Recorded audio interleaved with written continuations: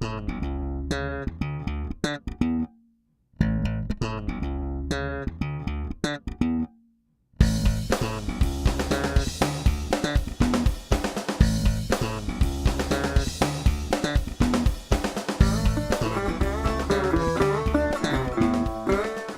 et bienvenue à une autre séance de shake. Je me nomme Mario Jonot. Mon nom, c'est Gabriel. Donc, Gabriel, ce soir, ce qu'on va faire, c'est ce qu'on appelle du tracking. Donc, si on avait à traduire ça en français, on pourrait dire que c'est de l'enregistrement de mouvement. On a déjà fait des exercices de ce genre. On va aller un peu plus loin. Donc, on va aller à un autre niveau. Donc, on commence. Donc, je vais te montrer, pour commencer, le premier exercice. On voit, il s'appelle ici Tracking Building.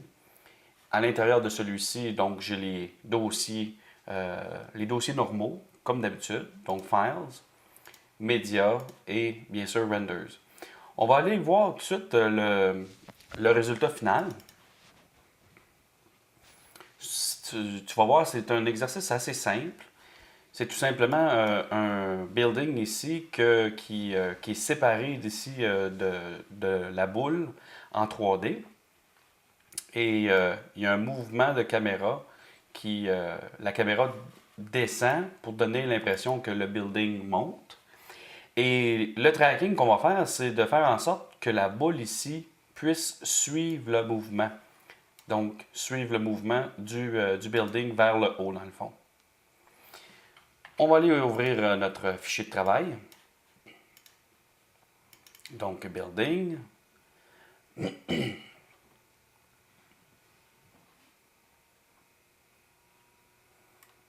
Donc, on a ici la composition. Tu vois, ça ne sera pas tellement compliqué. Je vais commencer par copier les deux fichiers de travail qu'on a besoin, donc le néon globe et le building. Donc, commande C, commande V. Ici, je lui dis no pour ne pas me faire un chemin absolu. Donc, garder les chemins relatifs. OK, donc je double-clique sur le globe et je vais en faire un render flipbook juste pour qu'on voit ce que ça donne. Donc, on voit ici, c'est marqué de 1 à 50, c'est-à-dire qu'il y a 50 images pour l'animation du globe. Et pourquoi c'est pas 0 à 50 à la place de 1 à 50? Parce que 0, c'est l'absence c'est l'absence de quelque chose. Donc, on ne peut pas dire 0 à 1, puisqu'à 0, il n'y a rien. Donc, c'est Ok. du frame 1 jusqu'au frame 50. Donc, tu vois ici, on a le globe. On va le faire jouer. Donc, c'est tout simplement un globe en 3D qui fait une rotation. Donc, je clique sur la barre d'espacement pour faire une pause. En passant, si on veut faire du scrubbing directement dans le flipbook, on peut cliquer sur Shift et puis cliquer, glisser comme ça pour être en mesure de visualiser notre animation dans le flipbook. Je vais faire la même chose maintenant avec le building. Je double-clique dessus. F ici. Render flipbook. Donc, tu vois, c'est tout simplement la caméra qui descend vers le bas, qui donne l'impression que le building monte. Donc, Shift, cliquer, glisser pour faire un peu de scrubbing. Donc, c'est ce qu'on a. Mais moi, je trouve pas vraiment qu'on dirait que le building monte parce que après ça, on voit, je sais pas, je pense que c'est une école. Mais elle aussi, on la voit comme monter. Ouais, c'est ça. Ben, je veux dire, ça donne l'impression que ça monte vers le haut, mais en réalité, c'est plutôt la caméra qui descend. Donc, dans les globals, on s'assure ici que dans le time range, on a de 1 à 50. On peut bien sûr cliquer ici sur Auto. Et donc, pour faire en sorte que le building suive, je veux dire plutôt le globe suive le building, ce que je vais faire, c'est justement un tracking. Donc, je vais ajouter un objet pour être en mesure de faire l'enregistrement du mouvement. Et je vais me fier, dans ce cas ici, à la barre ici qui représente le chiffre 12, dans le fond. OK? Donc, pour ce faire, je vais utiliser, donc je vais aller dans le signet Transform et je vais aller choisir l'objet Match Move. Donc, je vais plutôt brancher ici, donc le building ici à droite. Donc, et à gauche, dans le fond, si on regarde le curseur ici, on voit c'est marqué Foreground. Ici, c'est Background, donc l'avant-plan, l'arrière-plan. et je veux, dans le fond, que le building soit en arrière-plan. Et c'est sur celui-ci que je vais faire mon enregistrement de mouvement. Donc, si je descends un peu, on va aller voir quelques paramètres. Donc, ici, au niveau du track type, je vais prendre juste un point. Je descends. Ici, au niveau du subpixel resolution, je vais prendre un 1024e pour qu'il soit très très précis au niveau de l'échantillonnage pour faire l'enregistrement du mouvement. Ensuite, ici, au niveau du limit processing, je vais cliquer dessus pour qu'il se fie seulement à la zone ici, donc la zone extérieure, donc pour être en mesure de faire l'enregistrement de mouvement. Comme ça va aller plus vite. Et puis, donc, je vais venir placer. Donc, je vais agrandir. Clique sur la barre d'espacement. Donc, je vais prendre le premier carré et venir le positionner à peu près comme ça.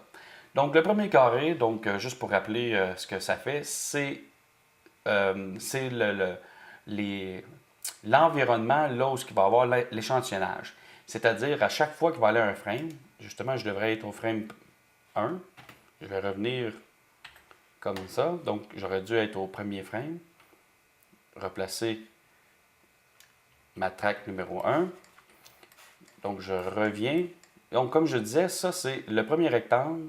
C'est tout simplement pour être en mesure d'échantillonner la zone. Ça veut dire qu'à chaque fois qu'il va y avoir que la tête de lecture va se déplacer à un frame, il va toujours se fier au premier frame, à celui-ci, voir si il retrouverait la même chose au deuxième et il va aller se repositionner. Donc, je retourne au premier frame, je replace ça.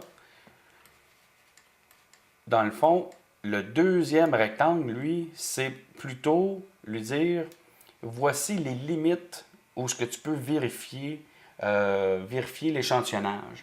Donc, dans le fond, il va toujours, s'il s'en va au deuxième frame, il va toujours se fier à cette zone-là pour aller vérifier.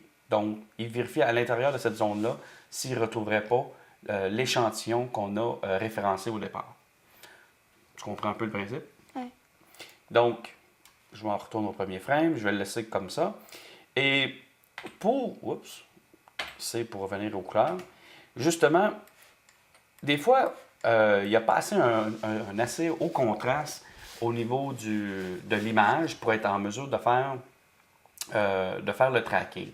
Rien ne nous empêche de vérifier si on n'aurait pas un plus haut contraste dans les différents calques.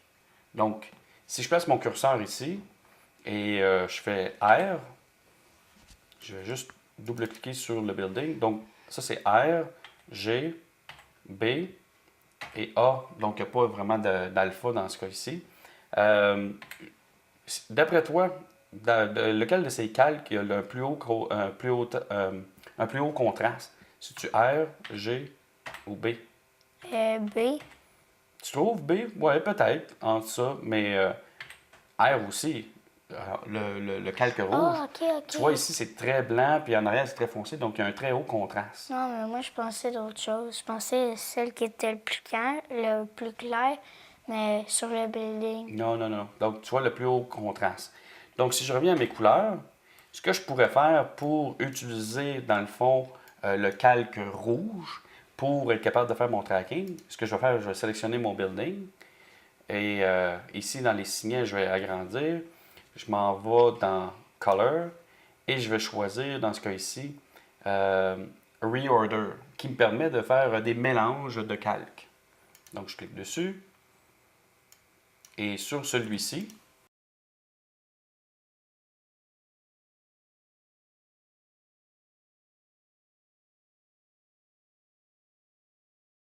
dans le fond, le calque rouge. Donc, ça donne le même résultat qu'on a vu tantôt, mais dans ce cas-ci, ça devient officiel.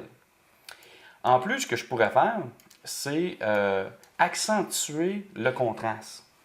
Donc, ce que je vais faire, c'est sélectionner ici mon objet Reorder et je vais aller ajouter un Contrast Loom comme objet qui me permet de faire un contraste au niveau de la lumière.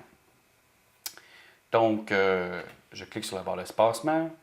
Je vais aller ici dans Color et choisir ici Contrast Loom. Donc, celui-ci, si on regarde notre image, si je joue avec le paramètre Value, tu vois, je peux accentuer le contraste. Avec Center, ça fait en sorte que ce qui est noir ici devient soit plus foncé, soit plus pâle. Mais on voit, on peut jouer avec le contraste comme ça. Soft Clip, ben ici, ça ne changera pas grand-chose comme valeur. Mais quoi qu'un peu.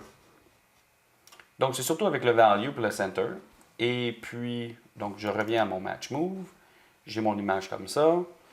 Je reviens à plein écran, donc Full Screen, F. Je suis au premier frame. Je clique ici pour enregistrer mes mouvements. Et voilà. Donc, on va agrandir. On va aller voir un peu ce que ça donne. Donc, on voit tous les points. Voilà.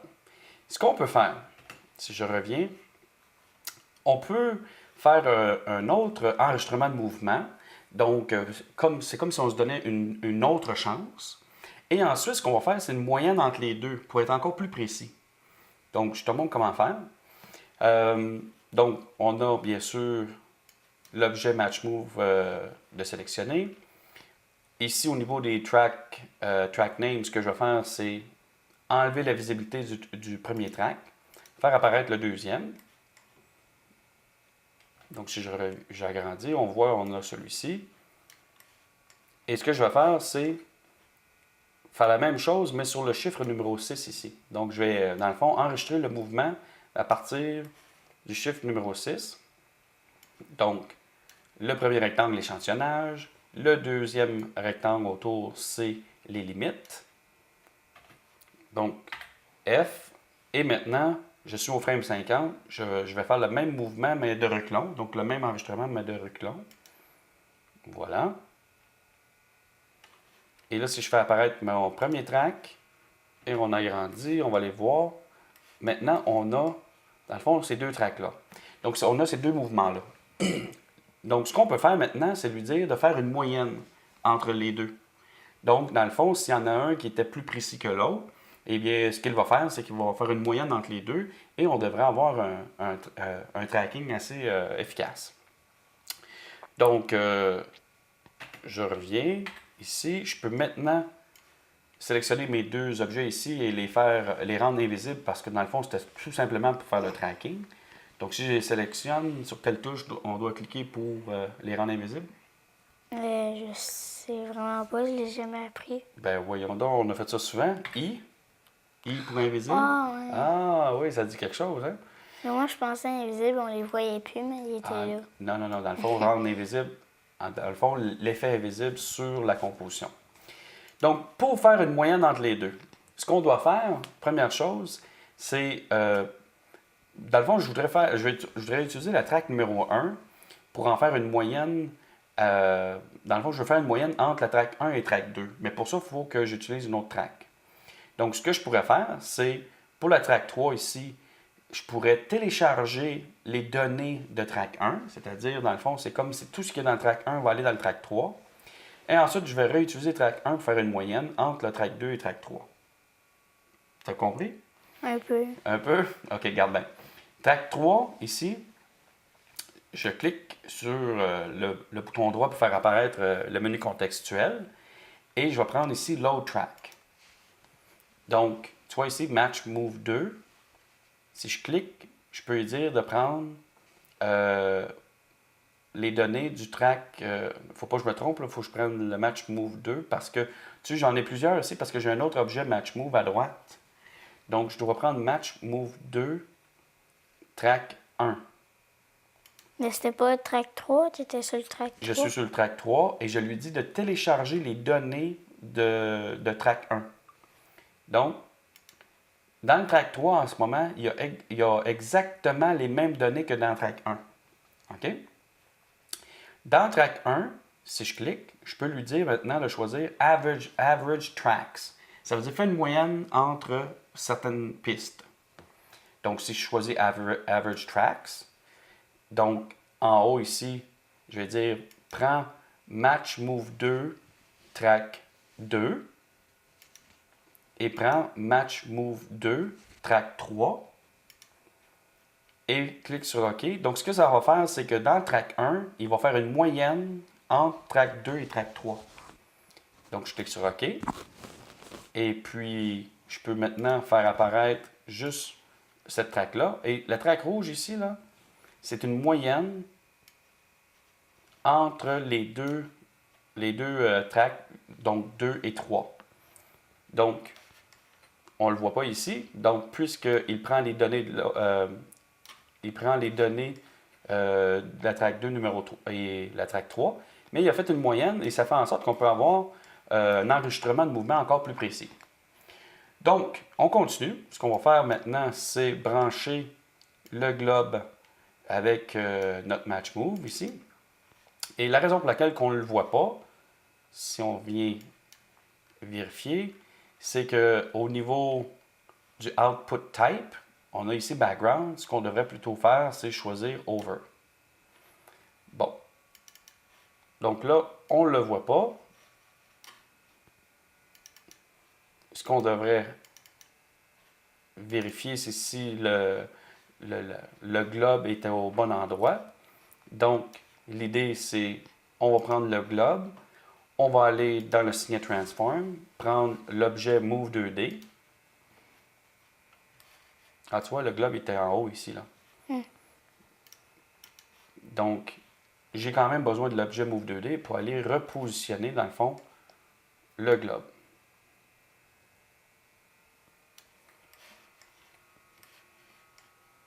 Et voilà. Donc, mettons, on va le laisser comme ça. Oups. Plutôt, je viens de cliquer sur la touche G. C pour Color.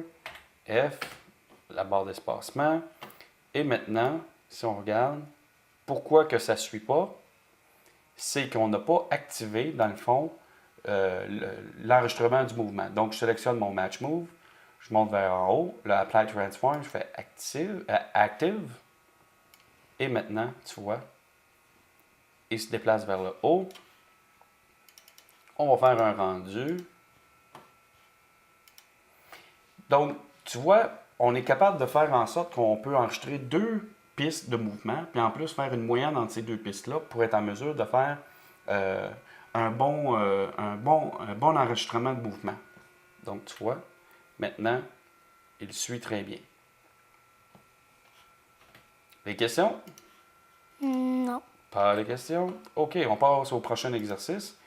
Donc, on va utiliser les mêmes techniques. Ben, on va aller un peu plus loin, mais en gros, c'est à peu près les mêmes techniques. Ah, ici, il manque la macro, c'est parfait. Dans le fond, on va la refaire, cette macro, de toute façon. Donc, tu vois, il manque ici une macro qu'on va concevoir. Donc, ce que je vais faire, je vais justement enlever ça. Donc, delete. Et puis, on va aller voir le rendu final. Donc, on a ici un building. Et puis, on a un effet d'onde, comme tu peux voir. Donc, on a un effet d'onde.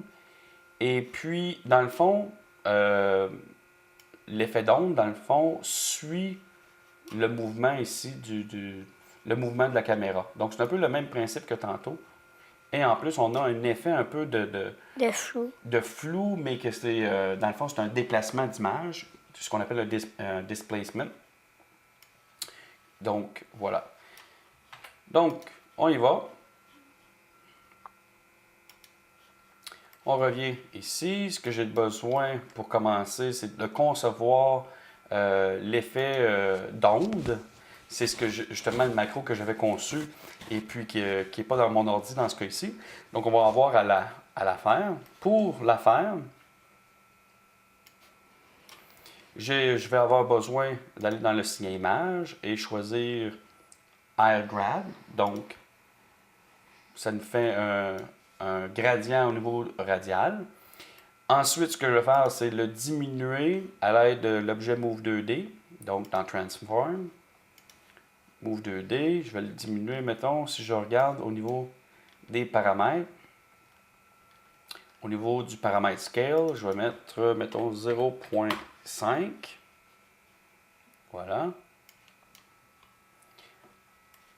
Ensuite, je me souviens pas exactement ce que j'ai fait au complet, mais il me semble que j'ai appliqué un objet brightness pour jouer avec la brillance, donc avec les couleurs. Donc dans le signet color, brightness. Et puis si on regarde, si on joue avec les valeurs, tu vois ce que ça donne? Oui. Donc entre 0 et 4.6 dans ce cas-ci, c'est le maximum que je suis capable. Mettons plutôt 5.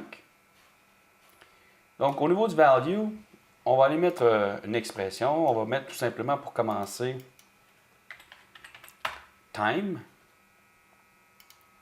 Donc là, si on met time, tu vois, ça prend pas beaucoup de temps. Et puis, donc, à 5 frames, il est rendu pas mal au maximum.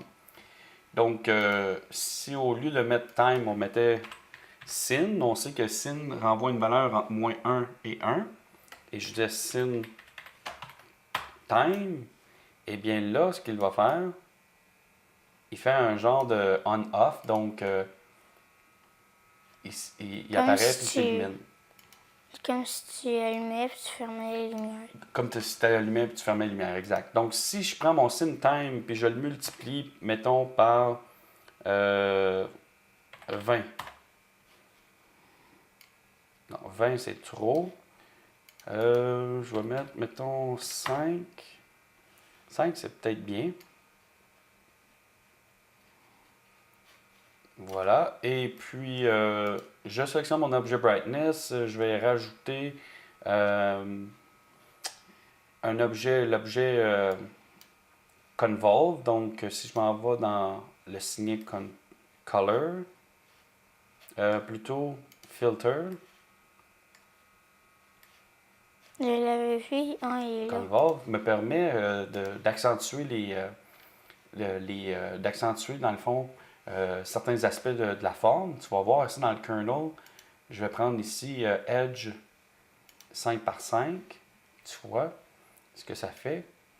Et puis, ce que je peux faire par la suite, c'est rajouter un objet blur. Donc, avec l'objet blur, je peux bien sûr adoucir la forme.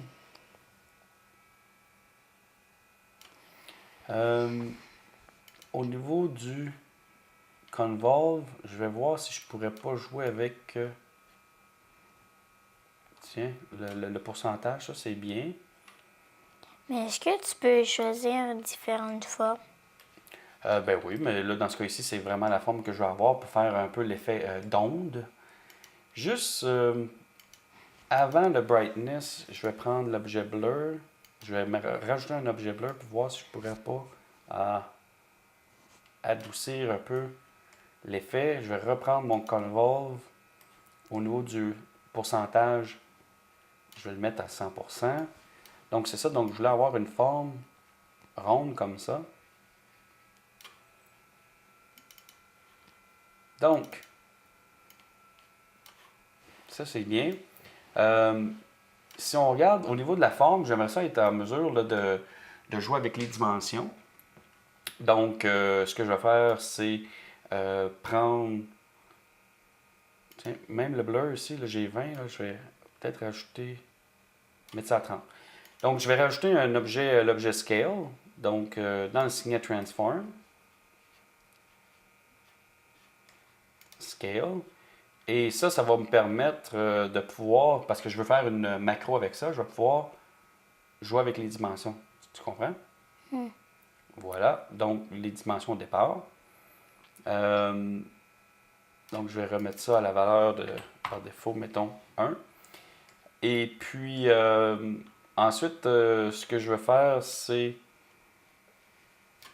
dans le fond, être capable de jouer avec la transparence. Donc ça veut dire que je pourrais accentuer l'opacité ou non. Donc je prends mon objet scale, je m'en vais dans le signet color et je vais aller rajouter l'objet fade. Et comme ça, je vais pouvoir,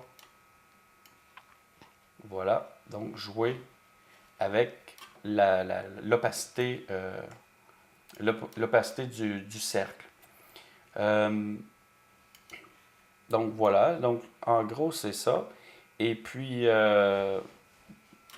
maintenant si je voulais, je pourrais faire une macro avec ça. Ça en plus je pourrais l'animer.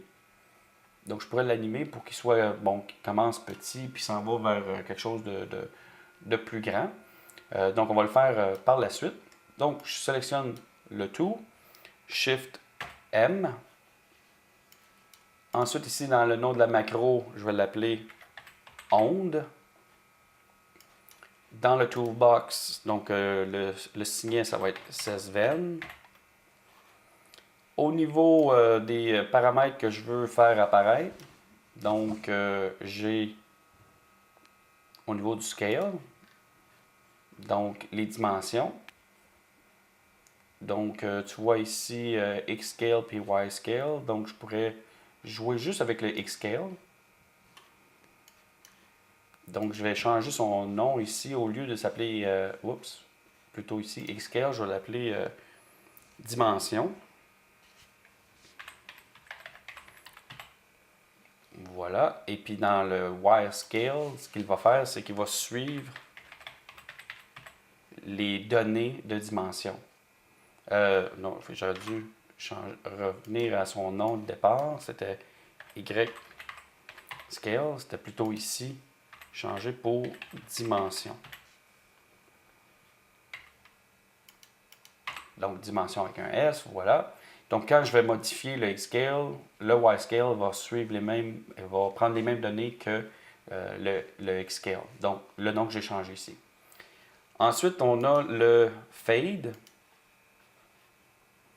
Donc, ici, le Fade, je l'active et je vais l'appeler justement Fade Value. Voilà. Donc, je clique sur OK. Oh, ça l'a planté. Donc là, je dois avoir tout perdu. Je vais réouvrir ça. Donc, je clique sur OK, je clique sur OK. Bon, j'ai, dans ce cas-ci, tout perdu ce que j'avais commencé. De toute façon, c'est pas plus grave que ça. On a ici, même si j'ai pas ici la macro, ça va quand même nous donner une idée comment ça a été conçu. Ce que je pourrais faire, je pourrais aller chercher la macro dans un autre ordinateur. La macro que j'aurais dû avoir dans ce cas ici. Donc, bon, de toute façon, je vais juste enlever ça. Je vais mettre temporairement une autre image, juste pour qu'on ait une idée ce que ça aurait donné comme effet. Donc, ce que je vais faire, c'est que je vais prendre ici l'objet RGrad. Je vais le diminuer de 50%, donc avec l'objet Move 2D. Donc, dans le signet Transform, Move 2D. Et ensuite, au niveau du scale, 0.5. Voilà. Donc, je vais le brancher ici.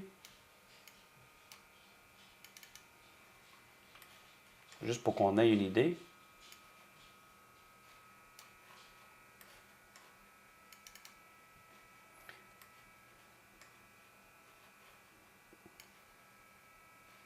Non, ça ne fonctionnera pas dans ce cas ici.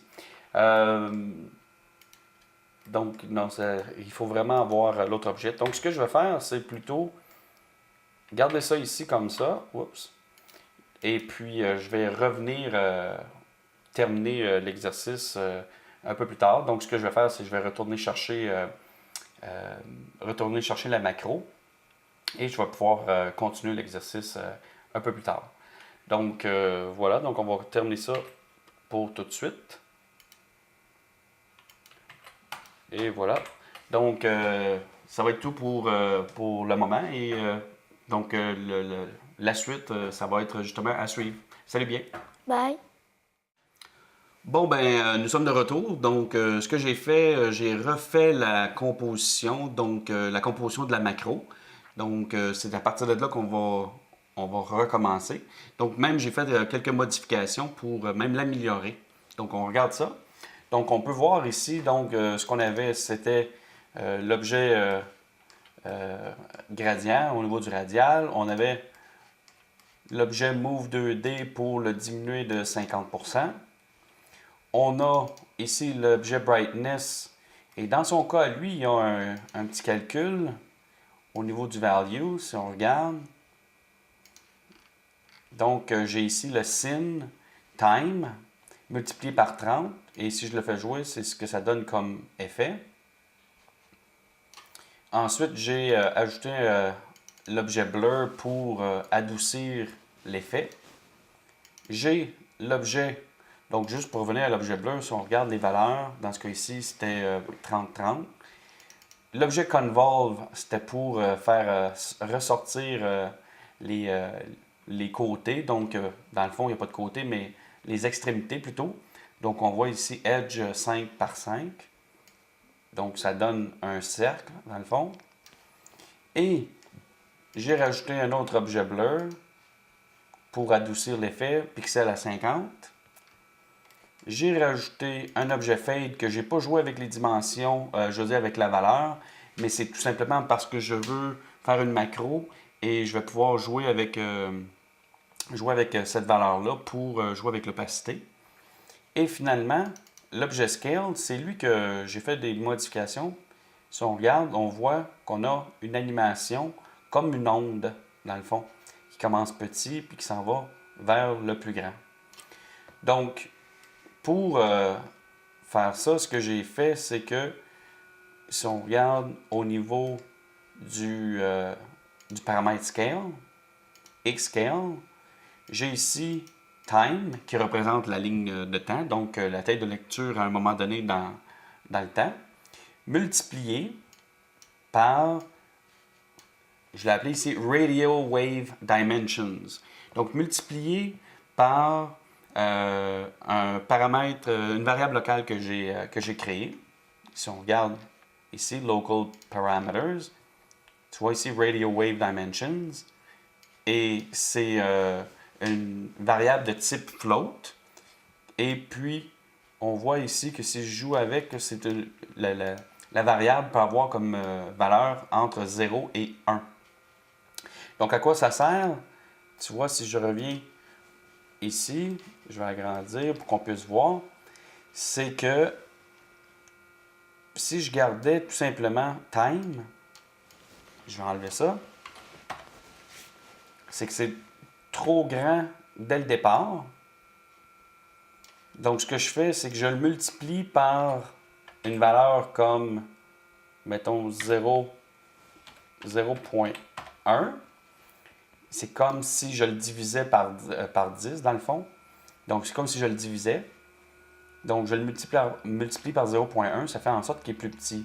Et pour ça, au lieu de mettre une valeur comme 0.1, on laisse l'utilisateur de la macro décider des dimensions.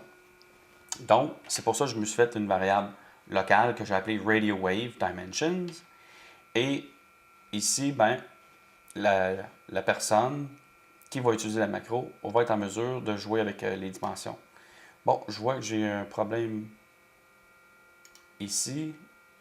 Ah, l'erreur, c'est que j'ai 2 fois le multiplié. Voilà. Et ici, je vais mettre une valeur par défaut de 0.1. Donc, tu vois, ça donne cet effet-là. Donc, si je voulais convertir ça en macro, donc, je sélectionne la composition dans son ensemble, Shift M. Ici, je vais l'appeler, au niveau de la macro, je vais l'appeler Radio Wave. Donc, j'ai déjà une macro qui se nomme comme ça, donc on va l'appeler dans ce cas-ci Radio Wave A. Et au niveau du signet, ça va être 16 veines.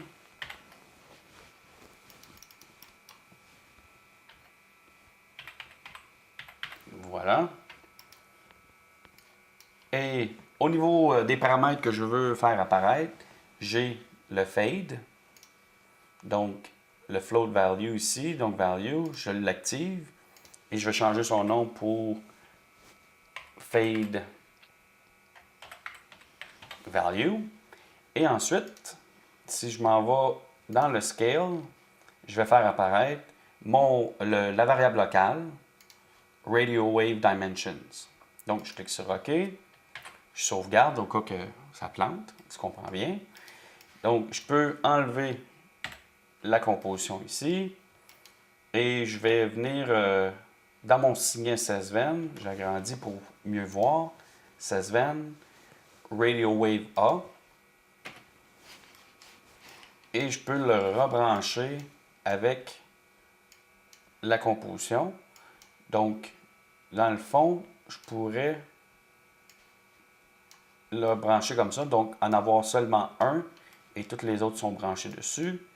Et si je regarde la composition, donc c'est pas tellement évident dans ce cas ici. Ce que je vais faire, c'est voir si je pourrais le brancher comme ça au niveau de la composition. Ouais, donc ça va être mieux de les avoir séparés dans ce cas ici. Donc, commande C, commande V.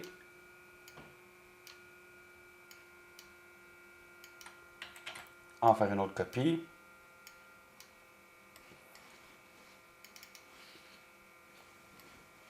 Et on regarde, on fait un peu de scrubbing et on a, dans le fond, l'effet. Donc, ça donne une idée. Donc, à partir de là, dans le fond, je vais reprendre celui-ci, je vais le copier. Voilà. Donc, si on regarde la macro comme telle, là, c'est pas tellement évident, là, je vais agrandir comme ça. Donc, on a les dimensions et dans le fond, si on le fait jouer, on voit que Le cercle, on ne le voit plus à cause qu'il est trop grand. à un moment donné, il devient justement trop grand. C'est pas tellement un problème. Tiens, je vais l'emmener à un endroit où on le voit. Comme ça. Ici, je vais faire R pour qu'on puisse l'avoir comme preview comme ça. Et puis, donc, je veux animer ce genre de truc. Donc, ce que j'ai fait, c'est que, dans le fond, je veux animer plusieurs. Donc, ce que j'ai fait, c'est j'en ai un premier que la valeur, dans ce cas ici, était au niveau des dimensions 0.1. Je vais en faire une copie, commande C, commande V. Celui-ci, je vais lui donner quelque chose de un peu plus grand. Donc, si je les branche ensemble, là, c'est pas tellement évident. Fait que ce qu'on va faire, c'est qu'on va changer les couleurs. Si je reprends celui-ci, tiens, c'est le plus petit. Je vais aller dans mon signet color. Je vais aller chercher mon objet, l'objet Malt. Mais le gars, il était là avec le petit plus. Ouais. Le foie, je veux dire. Exactement. Donc, voilà. Et je vais aller ici dans Color, choisir une couleur comme rouge. On va voir si ça va être un peu plus apparent. Un petit peu. Voilà. Donc, justement, je vais en garder juste un pour le moment et je vais aller chercher, dans ce cas ici, l'école, comme copier-coller. Et brancher ça avec, justement, l'école pour qu'on puisse voir un peu l'effet. Donc, pour ce faire, puisque j'ai une certaine transparence que je veux garder, je vais utiliser dans le signet layer l'objet screen. Donc, l'objet screen donne un effet comme si c'était deux films, deux négatifs qui sont placés ensemble et puis fait ressortir certaines couleurs. Donc, les couleurs les plus brillantes. Donc, moi, je manque d'espace ici. Donc, Layer, Screen, voilà. On branche ça. Donc, on voit un peu l'effet. Donc, l'effet l'effet d'onde, dans le fond. C'est pas tellement apparent, mais ça va être correct pour le moment.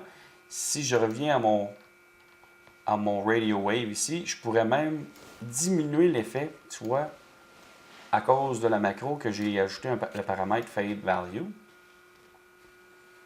Je vais le laisser quand même à 1 pour avoir le maximum. Donc, tu vois, là, il est très petit. Et je vais utiliser l'objet Move 2D pour venir le placer à peu près ici au bout. Donc, je sélectionne mon objet, la macro Radio Wave. Dans le signet Transform, je rajoute le Move 2D. Je vais venir positionner celui-ci à peu près là où je l'ai besoin. Mettons à peu près là. Donc, on le voit. Et si j'en voulais d'autres, ce que je vais faire dans ce cas ici, je vais débrancher celui-ci. Donc E, faire une copie de ma macro, commande C, commande V, brancher celui-ci comme ça, et j'en veux une troisième, donc, dans le fond, avant de faire la troisième, je vais justement faire la deuxième. Commande C, commande V du screen, je branche ça comme ça, pour qu'on puisse voir, et la copie comme telle, si je regarde, devrait être ici en bas, comme tu peux voir. Donc, j'aurais dû faire aussi une copie de l'objet Move 2D et l'objet Mold pour changer la couleur. Commande C, commande V. Je le déplace. Branche comme ça. Et tous les deux, dans le fond, sont exactement au même endroit. Donc, si je viens faire apparaître les paramètres de mon objet Radio Wave, et au niveau des dimensions, tu vois, je vais le mettre à 0.2 pour avoir quelque chose de plus grand. Donc, j'en veux une troisième, parce que là, tu vois, si on voit l'animation, là, donc ça marche. Donc, je fais F. Donc, on voit l'effet. Donc, j'en veux une troisième. Dans ce cas ici, pour ce faire, c'est pas plus compliqué. Je vais débrancher l'école, copier tout ça, brancher celui-ci comme ça. Ensuite, faire une copie de mon objet screen, le brancher comme ça avec l'école, faire apparaître les paramètres de l'objet Radio Wave, retourner, mettons, au frame 1. Et au niveau des paramètres de l'objet Radio Wave, celui-ci, au lieu de 0.2, mettons 0.3. Donc, tu vois un peu l'effet. Oups, voilà. Donc, je vais en faire un rendu rapide. Render, Flipbook. Donc, ici, j'ai, dans ce cas ici, 80 frames. Mais en réalité, si je regarde celui-ci, l'école, si je regarde, j'ai seulement 40 frames. C'est que l'idée, c'est que. Il a doublé les frames. Donc, c'est ça. Donc, j'ai diminué la vitesse. Donc, si je viens voir. Donc, l'école ici, je m'en vais dans Timing. Tu vois ici, au niveau du speed, j'ai mis une vitesse de 0.5. C'est pour ça que j'ai 80 frames en réalité. Donc, voilà.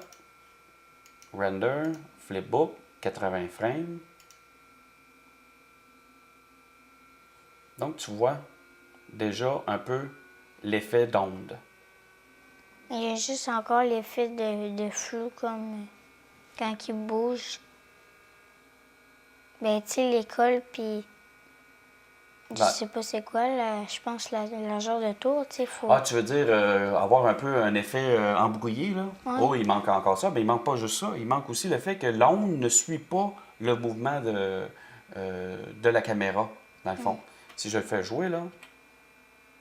Donc, il le fait, mais il ne suit pas le mouvement. Donc, on va devoir utiliser un peu les mêmes techniques qu'on a utilisées tantôt au niveau du tracking. Donc, pour ce faire, je suis au frame numéro 1. Je vais débrancher ici temporairement l'école. Et je vais prendre, comme qu'on a fait tantôt, dans le signet transform, plutôt c'est ça, donc le signet transform match move. Donc, l'école va être ici en arrière-plan. J'ai au niveau des paramètres, track type un point. Au niveau du, je vais agrandir pour qu'on puisse voir. Au niveau du sub pixel resolution 1 1024e, donc je reviens comme ça.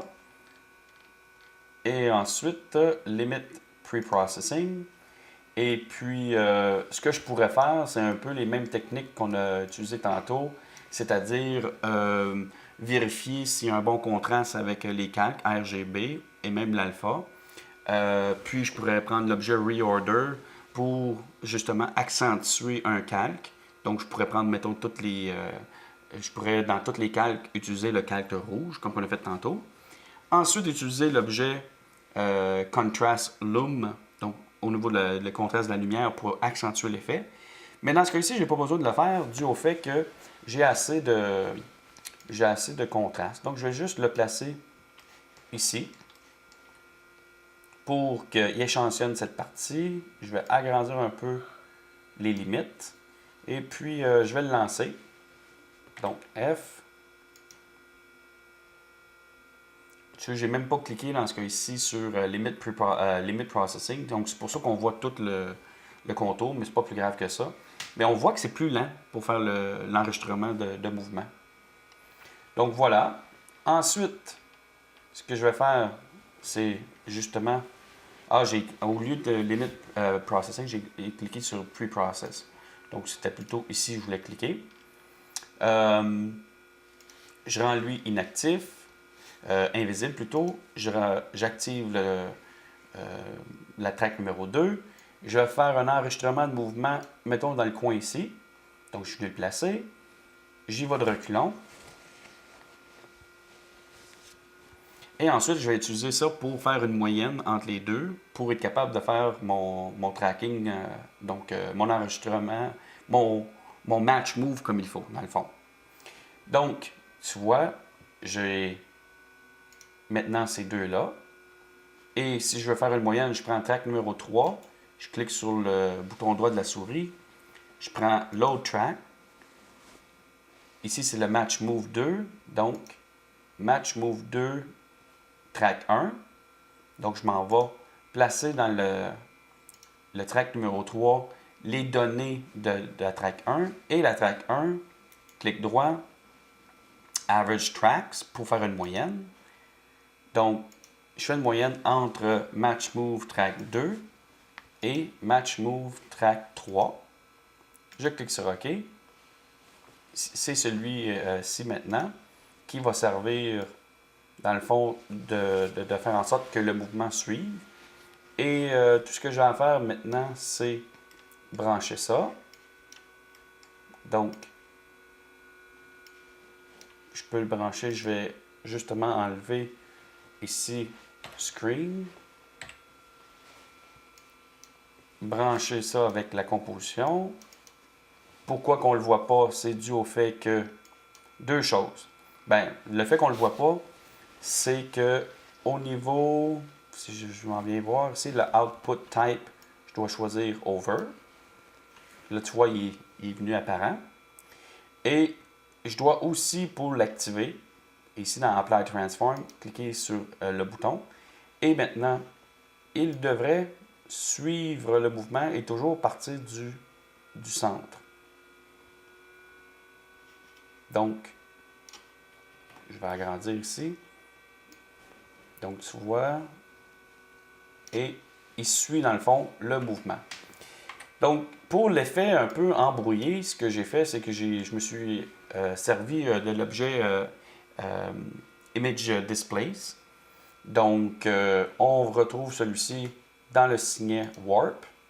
Celui-ci, Image E-Displace. J'ai cliqué dessus pour l'insérer. Ici, E.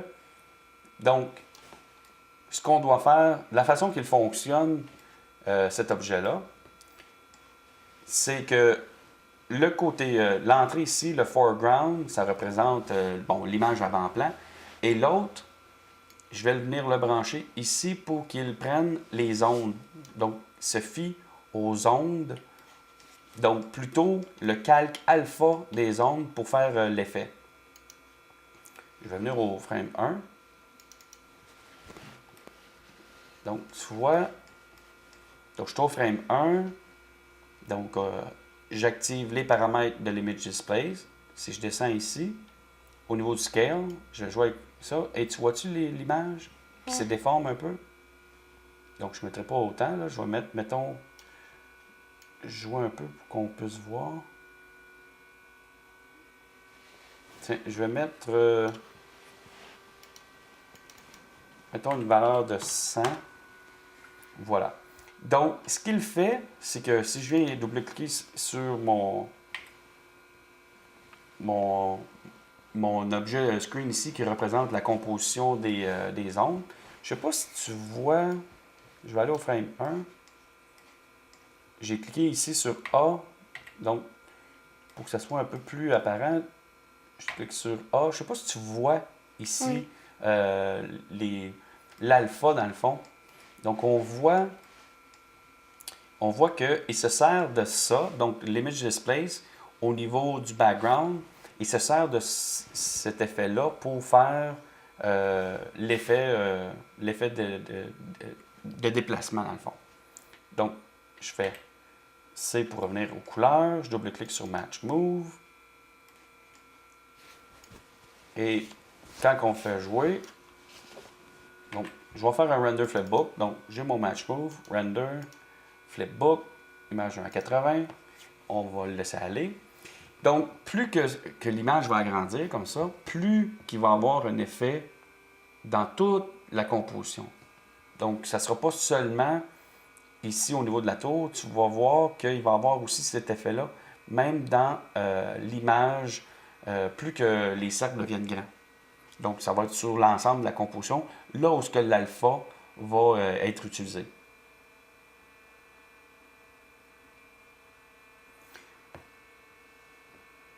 Donc, je vais cliquer sur la barre d'espacement pour faire une pause. Et je vais le faire jouer. Donc, si je le fais jouer, donc, en faisant un peu de scrubbing, on voit même ici qu'il y a l'effet de déplacement qui se fait, tu vois ici, là, au niveau du building, là où, dans le fond, il y a l'alpha des cercles qui apparaît. Et voilà. Donc, voilà. Je vais sauvegarder ça. On va regarder le résultat final, dans le fond. Ça aurait donné à peu près quelque chose du genre. Là, tu avais fait une plus grosse effet de flou. Oui, j'ai probablement utilisé d'autres données pour avoir un effet encore plus exagéré. Mais ça donne quand même une idée de comment faire. Donc voilà. Donc c'est terminé pour l'exercice. Donc je te remercie beaucoup, Gabriel, pour ta patience et pour ça. Hein. Dans le fond, ça arrive des fois que ça plante. Donc je te remercie beaucoup et je remercie tout le monde. Et à la prochaine. Merci.